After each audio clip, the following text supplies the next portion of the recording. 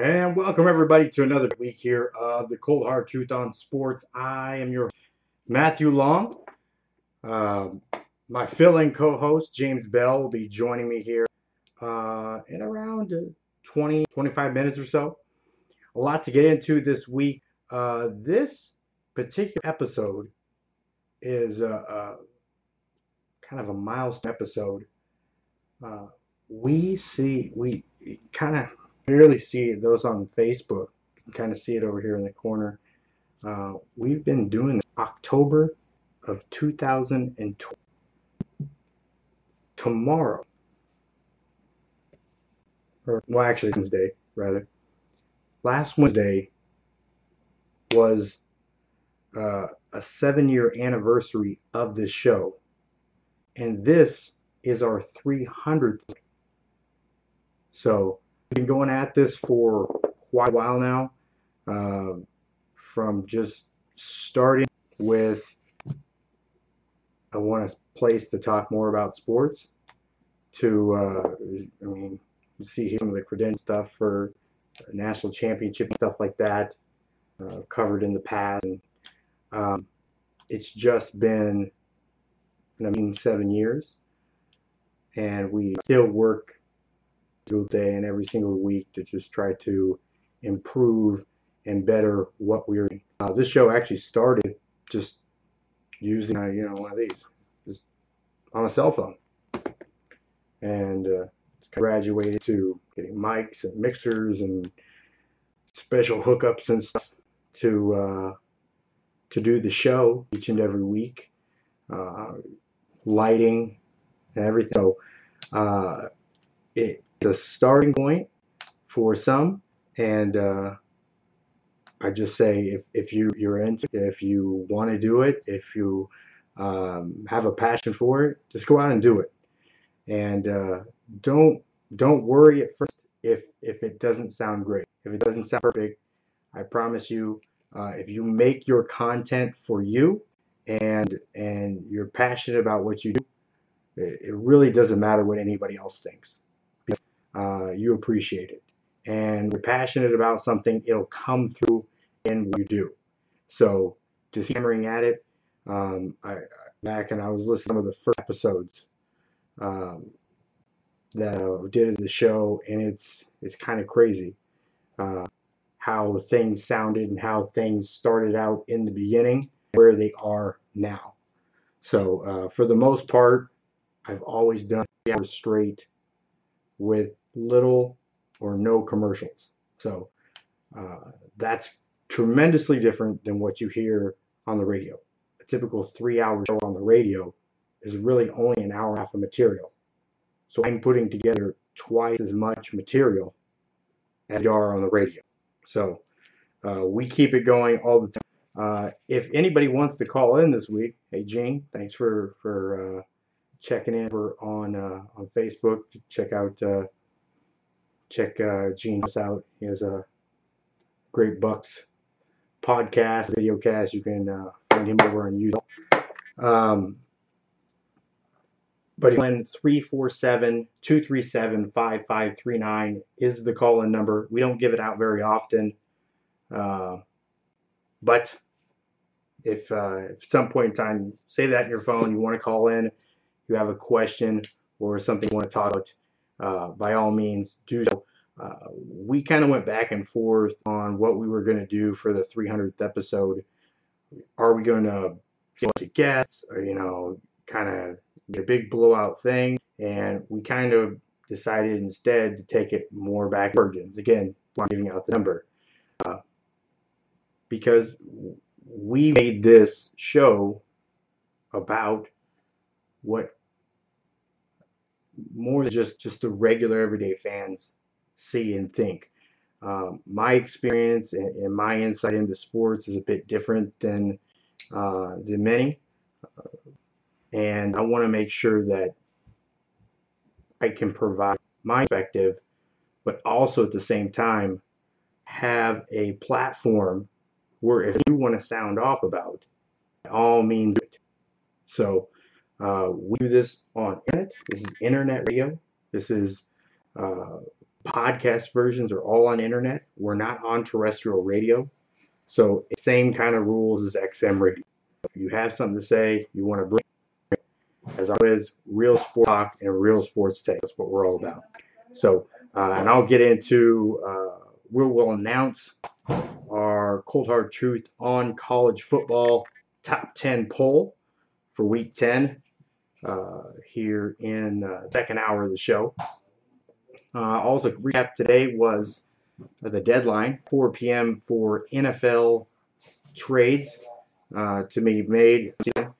I'll recap, and it was busier than most years, and a lot of big names moved around this year ahead of that trade deadline. So it's going to be interesting that the NFL kind of starts to shake out, and this is the time of year that things happen. The teams that want and feel like themselves having to have a little bit more they want to improve on, those are the ones you start to see making trades and making moves. I said 2 weeks ago, the Rams basically made a statement in action that they weren't going to wait for April to start drafting players. So they start trading their draft picks left and right to start attaining players during this season to help them improve. And it's like they're getting some of their swagger back. So Rams out there in the West is another one of those teams to keep an eye on as we go deeper into the NFL season. And the most interesting thing I think about the NFL season, it's a longer season than college football, but it really has a way of ending in a much more spectacular fashion in college football because there is much more level, but also because there are in the playoff hunt could potentially win a Super Bowl that weren't anywhere else just the year prior. So that's one of the beauties about the NFL structure that it works. I know for fans and for players and programs that they would like maybe some parity in college football. But that all down to the programs and the athletic directors that and the conferences that do the scheduling each and every year. It is last week I gave praise to Florida athletic director who is on the college football playoff committee. Reach out via Twitter to other conferences wanting to schedule Power 5 quality games, which I completely agree with. And what I have been arguing that they need to do, home and homes. He specifically asked for home and homes. In a snark way, but completely legitimate argument from State Director Powell at the state. He's basically said you could start with scheduling 9 conference games. That'll give you one more Power 5 school. Right now, it's the ACC and the SEC are the only conferences out of the major 6 conferences that don't play 9. They're the only ones. All the rest of them play 9 conference games and a championship game. So that's 10 guaranteed 10 Power 5 opponents out of a 12-game schedule and championship game. So obviously 9 conference games, it should be a must. I'm surprised that the NCAA's competition committee hasn't gotten together and set precedent that in college football you have 9 conference games and a conference champion to qualify for the playoffs. If your conference doesn't want to qualify for the playoffs and just being involved with other bowl games, then they can definitely go that route. But you have to have 9 conference games and a conference championship to qualify for a playoff. They haven't done that. So sitting here today, and then I talked about this back in um, we've had several states step up and say that they were going to enact laws that give college athletes the power to monetize their name, image, and likeness. The one part that I always argue for, because of the basis of having a capitalist society is your ability to build a business from your image, likeness, your abilities, and being able to monetize what you do. And college football is one realm that has not allowed that. I've never bought I get not paying them to play. I get that. I should not get paid to play. I also agree that they are amateurs. Some say they are, some say they aren't. I agree they are. They are. There's an absolute difference between college athletes and professional athletes, and even semi-pro athletes. I mean, every single year, think about how many guys leave the sport with, that were some of the top players on teams with aspirations of going to the next level. And the best that they do, they end up in the Arena Football League or the Football League. They get a shot, win around NFL or Alliance for American Football. I really hate whatever. Great opportunities. CFL has been there, but again, there's a limit on how many players that are non-Canadian that can be on the team. So I'm tremendously happy for them to get a chance, but if you just happen to think about, there are so many guys, even some of the best players on that team, don't make it to the NFL or the CFL or any of the lower level leagues. So it's a tremendously hard thing to do. College athletes are able, whether they should be able to make money off their likeness is another area I don't think is debatable, because they should. So now states are starting to step up, trying to enact laws making it illegal for colleges to punish student athletes for doing so. There's over a dozen states that have looked and have some sort of bill plan on putting in place. There's also a couple federal legislation that Congress is pushing. The one on the floor of the Ways and Committee right now, actually, I think is probably the most useful tool to prevent this action for student athletes. Essentially, what it would do is if the NCAA in any way prohibited student athletes monetizing or making money in a fair manner off their name, image, and likeness, if they prevented them in any way, or fined them in any way, or punished them in any way for doing that, the NCAA could risk losing their tax-exempt status. And that's huge. That's huge. So that is a big part. The other is they're pushing through legislation, and I would say that we're going to see a put together in the next month or two. So from my source, that Congressman Gonzalez from Ohio had talked with Gene Smith, who is on part of this work group that today, and came to a decision and voted the matter.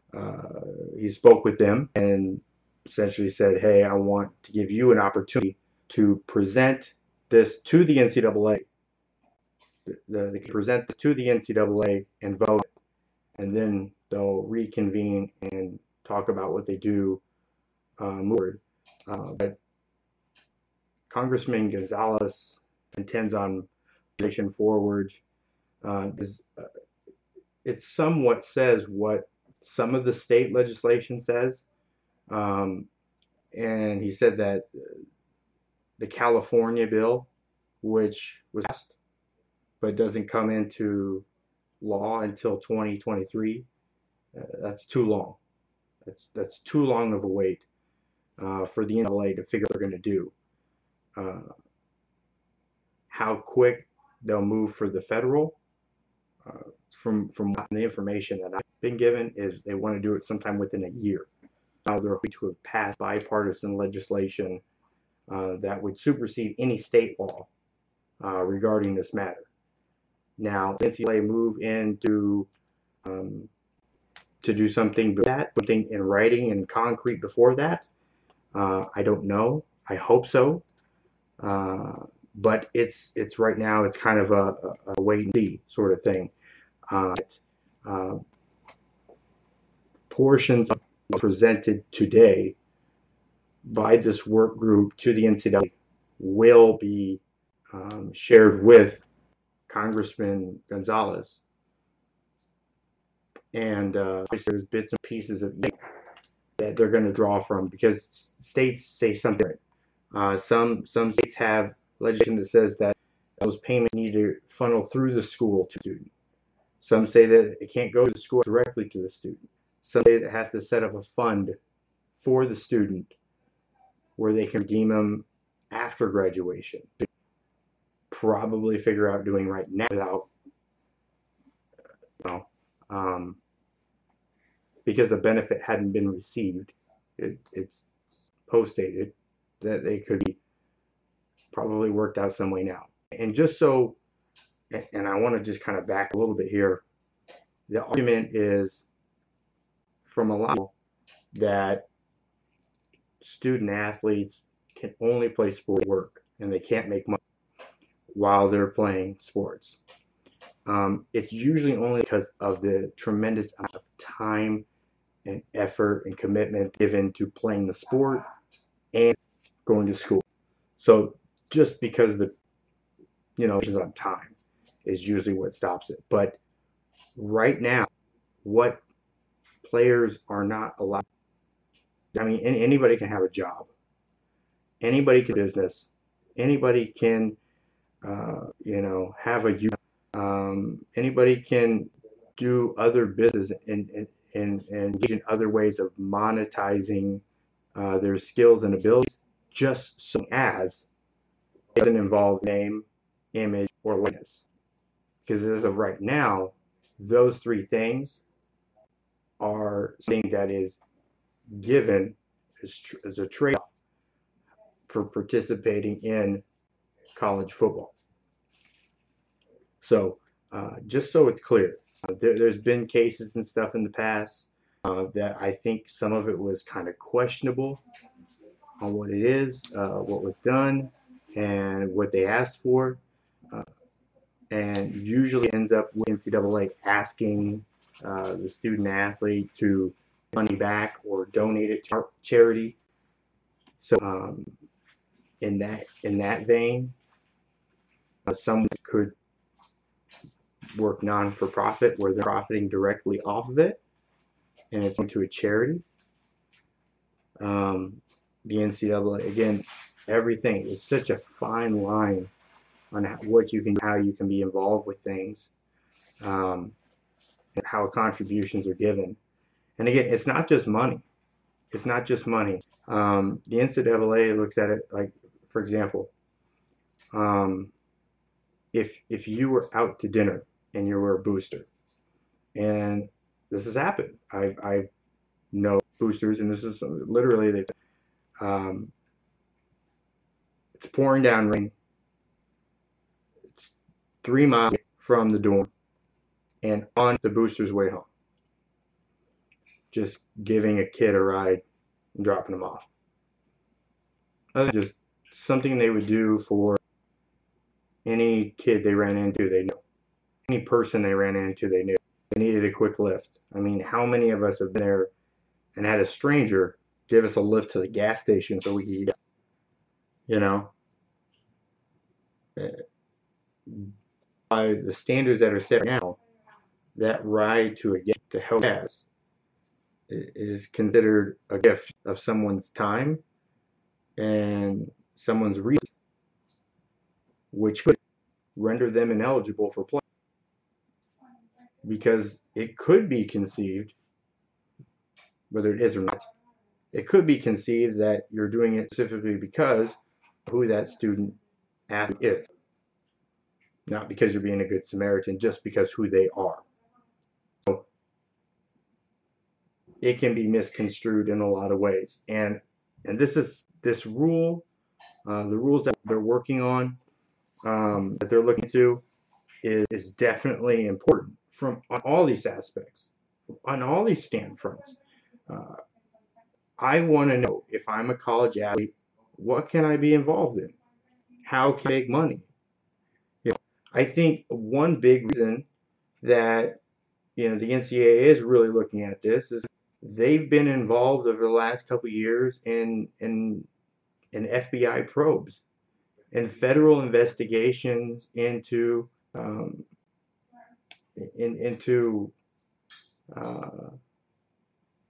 bribery from the top shoe companies in the world, the schools and players benefiting off and practice of recruiting, and the way that they're funneling cash stuff through the schools. And again, it didn't start at the NCAA, but it was there at the NCAA, there at the AAU level, and this was in college basketball. We haven't yet seen that level with, which is a much bigger moneymaker. But who you're not isn't necessarily as clear in football as it is in basketball. So I like, because this should give some more. The rule should give some more uniformity. I think it gives good opportunity to those companies that do want to spend the marketing dollars on these kids, in amateur sports, in college. They feel that they can get a return on their investment there. But we want to make sure that, you create a for it, because kids just can't have everything. Not everybody. And being able to have, structure allows more and more people to in the system and profit off of it.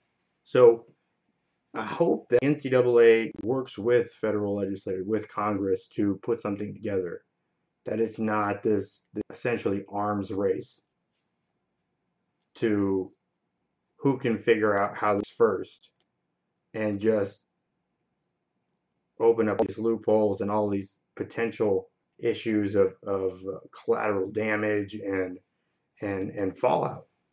Because at the end, who's going to get hurt the most is the student athletes. These colleges and institutions aren't going anywhere. I mean, I have a Sports Illustrated article from the 80s that talked about, literally, it was should the Miami football program, the Hurricanes, close down their football program. Looking at the penalty. And they were independent. So, again, it's tough. It's tough to say, because with this, you don't want to have different states having a bunch of different laws, because that could create uneven and unfair opportunities for on the recruiting field.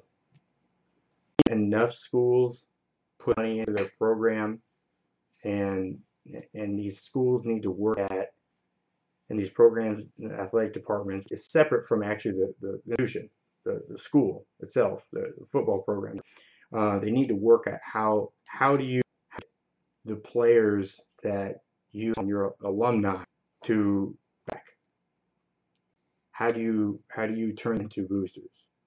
How do you build your booster pool and and and ways you can improve the programs? And is some more of this money and stuff, look into that, if students are going to monitor this now, if there's going to be a fund that maybe they want the student athletes to give back into the school to help improve the program that they're working through, they're using to monetize their name, image, and likeness to help build the program up more. So it'll be interesting to see the language that they use to put this together, how they frame this, and ultimately what goes down the pipe. I don't think I get it right on the first time. They seldomly do, but here in the next few weeks, probably just after the holidays, when we get into the first part of the year, February, March, we might see some legislation, some partisan legislation from Congress that is in the vein of student athletes being able to make money off of monetize their name, likeness, and image. So I'll keep you up to date on that. I know the committee was put together and they convened in May, but today they voted and it was unanimous. The NCAA, their board, the board of governors for the NCAA for Division 2 and 3, and it was voted up unanimous that this is a rule that they want to modernize and want to move forward with, looking at ways how to do so. Not only expecting that this work group put together what they presented, but that the divisions and the regions all come together to figure out ideas as well, because they're working in the field daily. They need their feedback on how and what they can do. Obviously, their own compliance department, they can seek feedback through players, I would say through agents, through former players. Don't leave it just up to players to do this. Representative Gonzalez, he's a Republican in Ohio. He played for Ohio State, and he played in the NFL.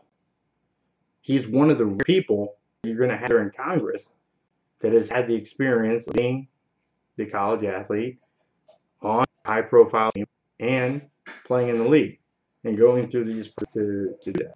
So he's in a unique position to push forward and try to erect a bill to accomplish this goal. But on average, if it were me, I wouldn't want to leave it up to legislatures to figure out why and build this structure, this framework for student athletes. So I will keep you up to date on that moving forward. So we had a bunch of people check in tonight. See Phil, Eric, Chi-Town Mike, hello to all you.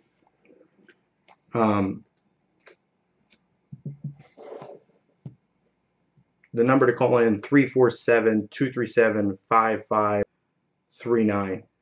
I want to hit on real quick over to Emily before we get into rankings, the college football rankings that are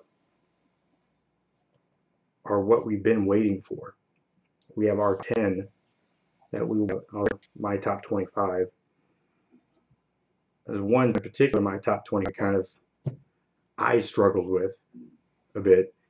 Putting those top 20 together, ranking teams is not that easy. So I don't know why the Associated Press and the coaches poll want to do anything for this. He waits 6 weeks. And even after 6 weeks, you look at these teams like Minnesota. Normally, if you had a Power 5 school that was undefeated, you would say, yeah, they're right there with all the other Power 5 undefeated teams. Ohio State, LSU, Alabama, Clemson, Penn State. They'd be right up. They would be like 6. They should be right there. And Baylor should be right there. But you look at that they've played, and you've looked at their field, and it's just like, yeah, I can't say for certainty just because they're undefeated that they're better than a team that has 1 or even 2 losses. You can't. It's tough to say sometimes. So, I know people get kind of upset, saying, undefeated. What do you want? Kind of what, in the vein of what the athletic directors were having their Twitter beef over, the strength of schedule. I know Minnesota schedules 10 or 9 conferences, and they are in first place in the West right now. So they're undefeated. Everybody else has at least 1 loss in that side of the conference. Some with 2 or 3.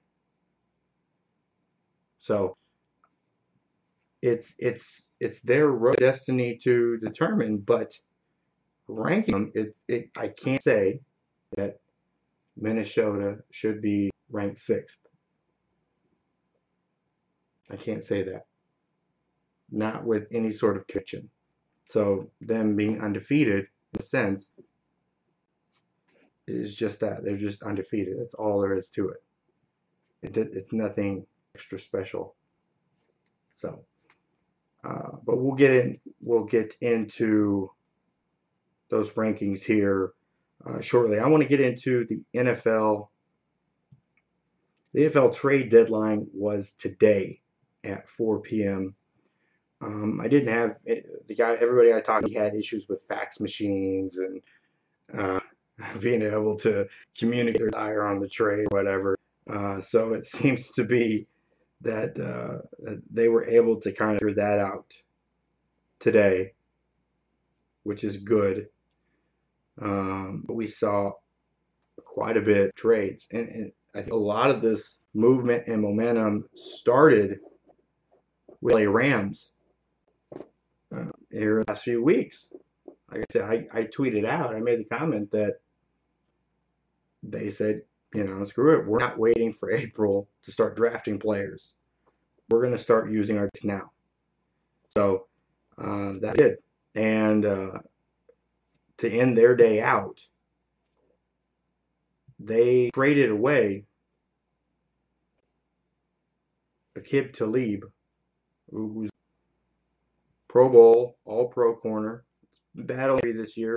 They traded him away to the Dolphins for a 5th-round pick.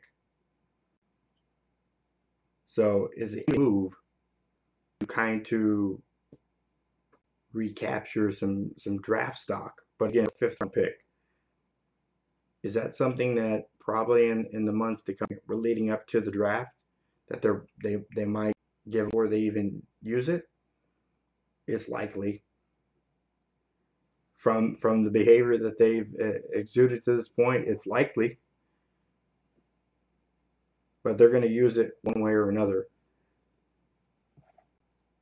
And there's less questions around guys that have been in the league for a few years. So, also, by give to league open up cap space, it gives them more flexibility. So,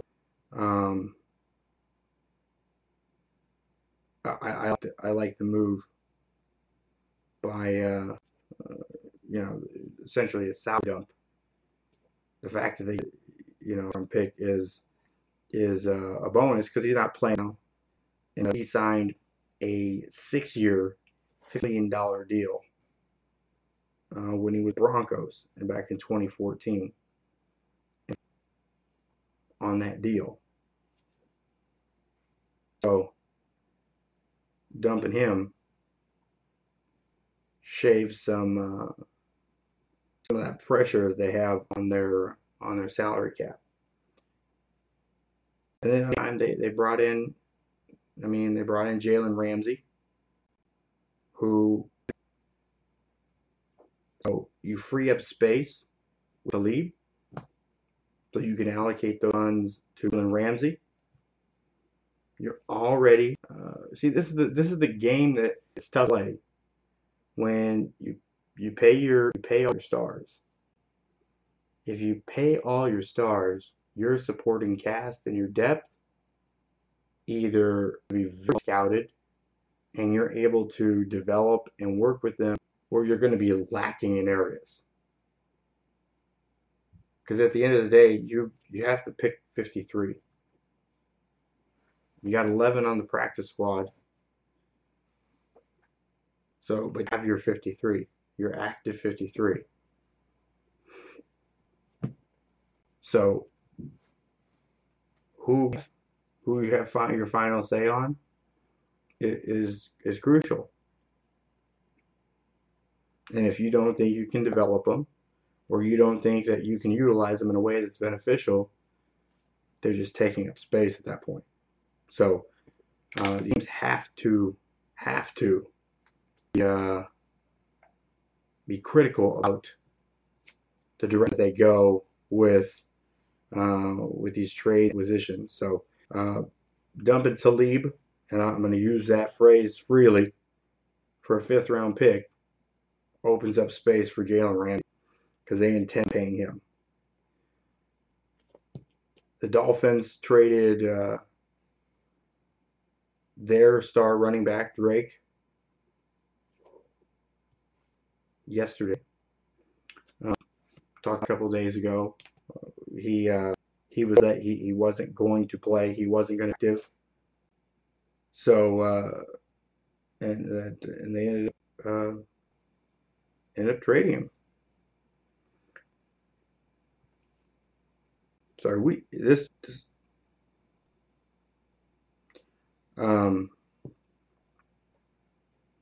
sorry about that. I mean, several teams inquired about Drake, and ultimately, that's the thing. It seems like this last couple weeks that the Dolphins have been playing hard and been getting closer to winning. And I wonder if that kind of worried some of the front office. I know with the Jets team, they are kind of selling off. Le'Veon Bell was I was told was out there, was available on the trade block for at least a 1st rounder, if not more, which no one wanted to give up. And rightfully so. I mean, the massive contract he has. So I know they looked at Jamal Adams, but he didn't get moved. He's in with the Jets. But Leonard Williams did get moved. He will change locker rooms. He goes to the Giants. So, and that's the thing. This is that time of year, and you start to see, based on where market is for the players. The Jets, just a few years ago, spent an first pick for Leonard Williams, and they send him away for, what was it, 3rd round pick. So that's the thing. These guys, you can acquire talent for less. Like, would you rather have the highest round talent for a 3rd pick, or do you want to wait till April and hopefully in the 3rd round you find a guy that you can develop into what at least what you would get for that on the trade market. That's the gamble. But the Jets are playing kind of playing it a little loose here. I mean, if you're high Sam Darnold, and from all of what I've heard, is him and Le'Veon Bell are close. Why even put it up and ask for a ransom for Le'Veon Bell? You clearly see him because, again, he's productive. He's highly productive. So in some sense, they're getting their money's worth. And he meshes with the guy that's your quarterback that you feel is your franchise. Let's work on getting an offensive line there so the kid isn't seeing ghosts. And again, he's seeing ghosts.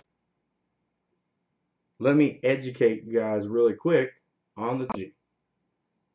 It's football terminology that literally means when a young player is abandoning the pocket and abandoning his position to run. Usually because he thinks that there's somebody there that's not. And because it's usually because he's constantly being hit, being pressured, being sacked. That's why they preach a clean pocket and stepping up in the pocket. But if he's stepping up in the pocket and he's getting drilled, this is what leads these guys to see ghosts. That's what he's talking about. It's not that he's seeing receivers downfield that are, spirits of what he wants there that he can go to. It's literally that he's being flushed from the pocket. He's being flushed from responsibility and place he's supposed to be for the play. And it's breaking down quicker, and he's abandoning it quicker because the offensive line isn't holding up. So that's more, again, people are clowning him and think it's funny he says this, but really it's condemnation on the offensive line than it is on him. But with young quarterbacks, it's a bad habit that gets created when the protection isn't there. I mean, I feel it at some times. Early Andrew Luck's career, we see this. We see the interceptions are way up. We're seeing the sacks are there. We're seeing look like they're trying to improvise and trying to do too much and trying to press the ball. Because they're under duress. They're just trying to make something happen. Little time and little continuity around. Usually this is where you want to start the run game better and your slants, your quick patterns. No offense get hurt about dinking and dunking, but that gets 9. So you're not having 9 in the box. Pressure your face on every freaking play. Spread them out. Clear it up. Make room for him. If you have guys, literally, simple stuff. Bunch up guys to one side, wrap to the other side.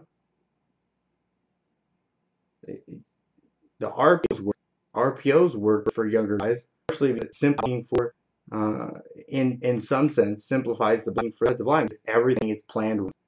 The problem is you only have a yard or 3-yard buffer as an offensive lineman. You can be downed when the ball is passed.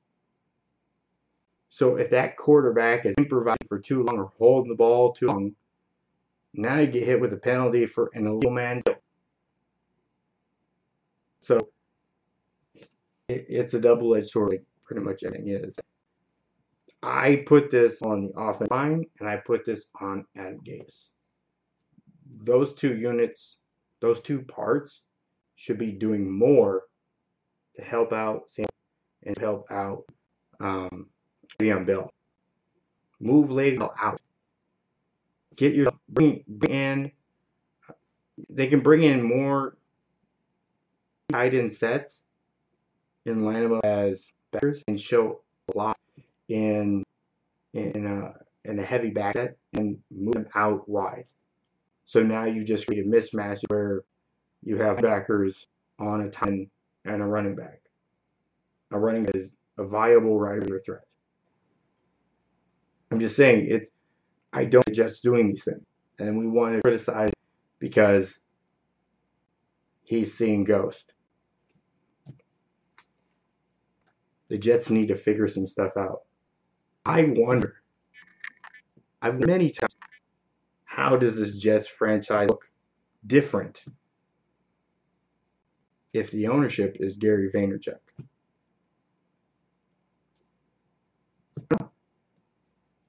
He seems to be in good spirits about the change of trying to pursue the ownership, which they were to sell the Jets, and then he would still have to approve the owners become an owner, which I don't know if they do. You know, sometimes they like to fit guys into a mold. I don't know many molds that resemble Vaynerchuk. Gary V's kind of his own kind of cat. But let's see. I see a few people. Kevin is off this week. My regular host, Kevin Crest. He is off. I think he'll be back next week. But still, take some time, go over to Amazon, pick up his books. You know, he's the author of the PK Frazier novel series. So just go over to Amazon and type PK Frazier. Great books. I own all of them. You should too. Should head on over there and pick up. They make great presents. We're getting into the holiday season. I see a questions here I want to address here. How long do I think it will be until the Miami Dolphins return to playoff contention? I really have no idea. They don't seem to have any sort of solidarity in what they're doing at a coaching position, and doing at quarterback. They do a good job of finding skill guys, but one thing that hasn't been traditionally a weakness, they've always had at least one along the defensive line. Right now, they don't have anybody that is productive enough along the defensive line. So, is that something that is a concern? Is this why you go out and you bring Talib in? Maybe. But I've never been a fan of bolstering the secondary to give off. I really think in the most profound way a backwards approach. You have to start inside out. You have to build inside out. Once you have some grand scheme or a plan, you can acquire this secondary guy now, which obviously is not going to make an impact this season, which is kind of what they're going for, in a sense. And you have a plan for that, that's all fine and dandy. But you can't, your secondary isn't going to make your defensive line better. At least it shouldn't. You just, guys in the league are too good to stay covered very long. Guys get open.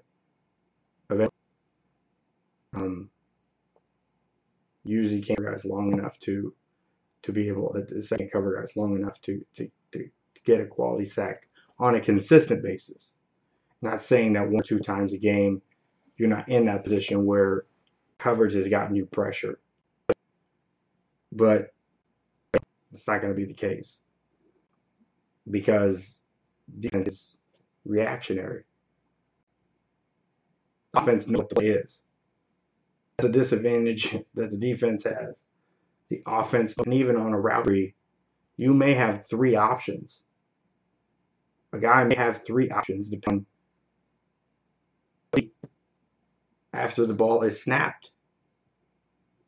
They see something open up.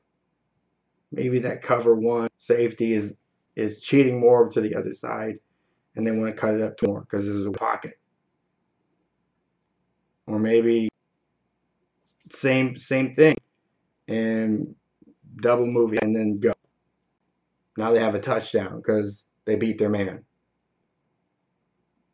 So there's a lot of options within the play after it's snapped in many occasions. So you can't tell me that your secondary is going to be able to create sacks on a consistent basis and create pressure on a consistent basis for you. You have to have the defensive line that can get there. That will be a note as I progress into the show.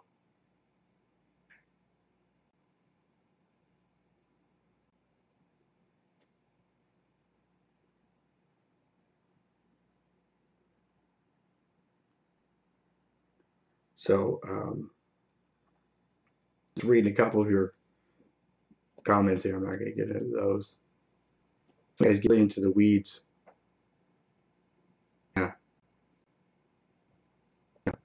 Yeah, I sometimes it's not just fans. Sometimes it's players' family. Sometimes it's the players. You know. Typically, I'm going to tell you this. If you're upset with something I said, it's usually going to be because of something you do. I never go out to target people and make things personal. Rarely ever. Can't say I never have. But rarely ever am I going out to make a point, to make something.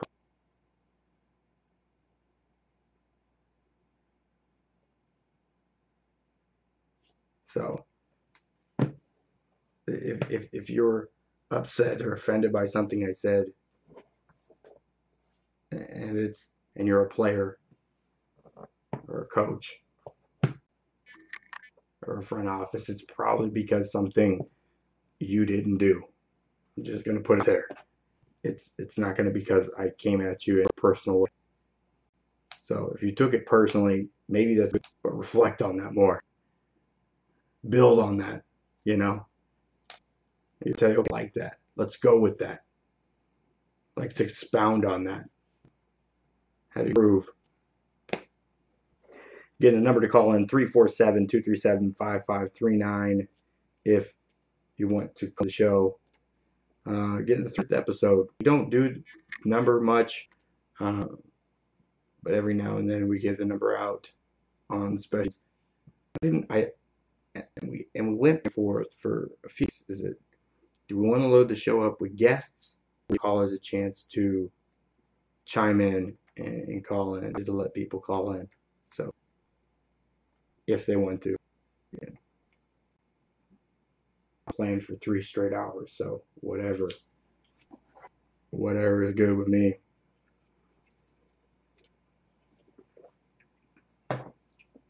Again, be sure to go over and follow us on social media. Subscribe, follow, like, heart, smiley face, wherever you can find us at. It's the CHT on sports and the CHT on CFB. And you can find me at Matt Sports. So we've been, we really brand into college football. So we have Cold Hard Truth Football now, which we incorporate into this show, and we will have our top 10 for you here a little bit later on in the show. Let me over to the phone.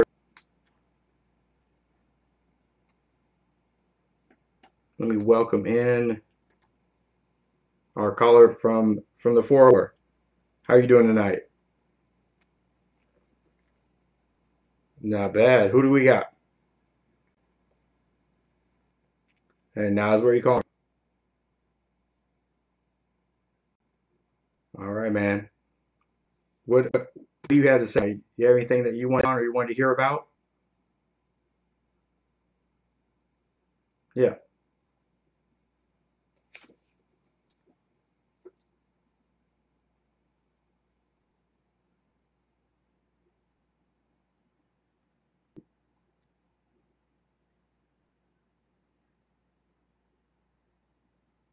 Yeah. Tell a sign of that.